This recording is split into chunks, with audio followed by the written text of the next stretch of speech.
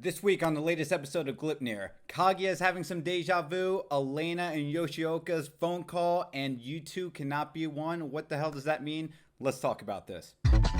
化け物に実はね What is going on, guys? My name is DJ Milez, and I'm here to review another episode of Gleipnir. This is episode 8, titled Shadows and Memories. And before we begin with this review, you can go ahead and like this video and subscribe to my channel for more anime content down the road. And who would have thought, wow, I showed my face one time and it seemed like the viewership count went up 5 times, and it seemed like the subscriber base went up. You know, it seemed like you guys neglected to write in the comments, hey, you know what, DJ Milez, I think we just prefer seeing your handsome, good face, right? And listen, I've always said this before, I am the hottest 7 you'll ever come across. I would say I'm a 10, but you know, I'm a little bit short and I don't have the perfect hair that I think I would want, so there we go. Maybe if I go up to the alien and wish for perfect hair and better height, I might be the best anti-tuber out there for all of you guys. But jokes aside, now let's go ahead and talk about this review, because it's a bit of a slower pace episode, but some of the exposition stuff that we got was really important. Let's actually just kind of jump into the conclusion of this episode, where we see Sayaka's team, and now joining us is Kagaya and Claire. So it's been 2 months and they've only located 5 coins, and they have to track down 100. And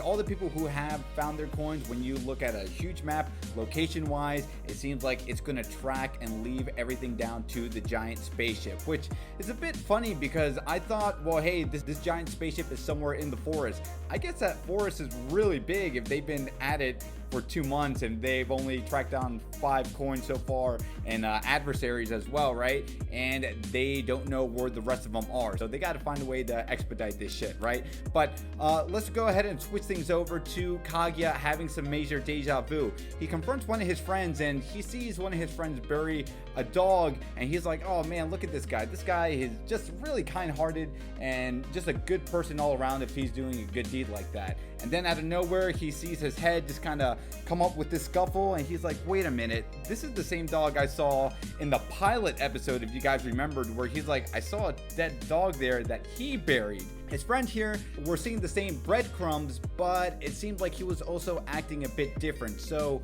is there a weird, now check out my theory for a second. So maybe every time a dog is buried, that means someone who had the coins ended up kicking the can, and because of that, there just so happened to be a dog that pops up out of nowhere, right? Think of it like a weird reincarnation thing.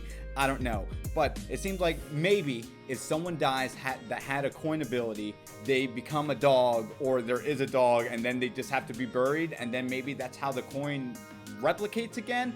I don't know. So wild stuff. I'm curious to know what you guys have to say in the comments down below about that.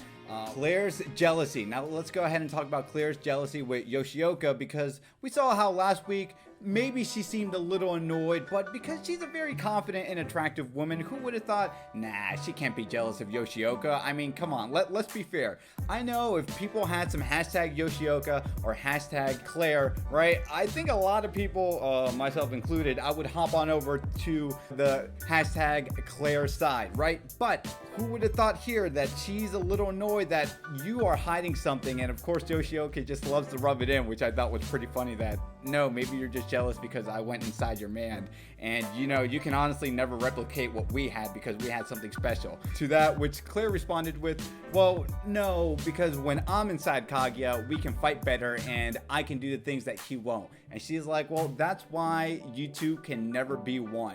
And what does that exactly mean? So now let's get over to the meat and potatoes of this episode, or the juiciest part, where we see in this episode Yoshioka calls Elena and she has this conversation figuring out what the hell happened to me. Why were me and Kagaya 2 and 1? I mean, we were 2 and 1, but like we shared everything together. We had the same goal together. And that's where Elena ended up telling all of us that Kagaya's abilities allows to exceed their limits and achieve their goals when everything is put together in one. So I think the easiest example to say is look at Gotenks from Dragon Ball Z, right? So we see when Goten and Trunks do the fusion dance and they are perfectly in sync, we'll see the badass Gotenks that we all know and love, right?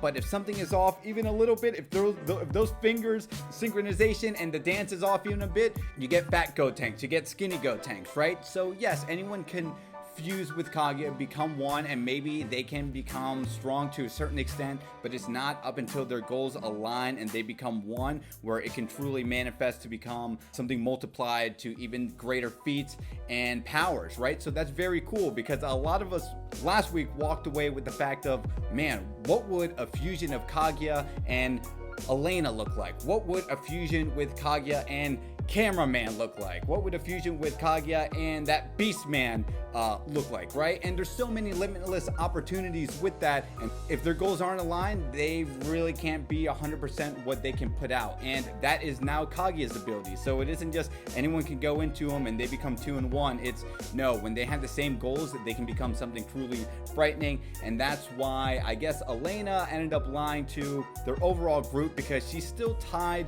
to Kagaya somehow, and Yoshioka did reiterate to all of us that, hey, you are a good person. Despite you being a batshit crazy woman, there is a good and kinder side in you, and maybe that's why, of course, she ended up leaving Kagaya alone. But of course, Subaru was telling the rest of the group that Elena didn't let me finish the opponent I was fighting, and they were away.